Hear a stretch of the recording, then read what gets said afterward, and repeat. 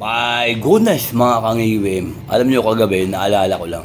Meron na akong nakitang, may kagandahan naman na kababaihan, mga dalaga, bata, fresh.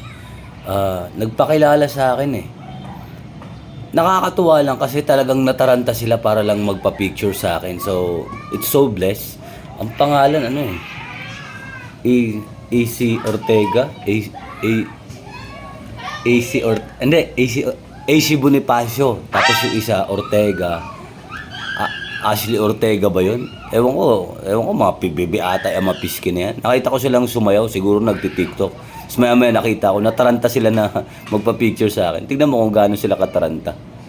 Wala ka nang magagawa. Ba't adan? Ba't adan? Ba't adan? Hey! Tignan mo yung mga piniski na to. Ayun, no? Tinitignan nila yung ano nila. Sayaw nila kung maganda pa. Si konting push pa lang to eh. Itong medyo payat. Ito yata yung AC. Konting push lang, matututo na to sa pagsasayaw eh, no? Ashley Ortega at saka AC Bonifacio. Yung AC Bonifacio, pwede naman.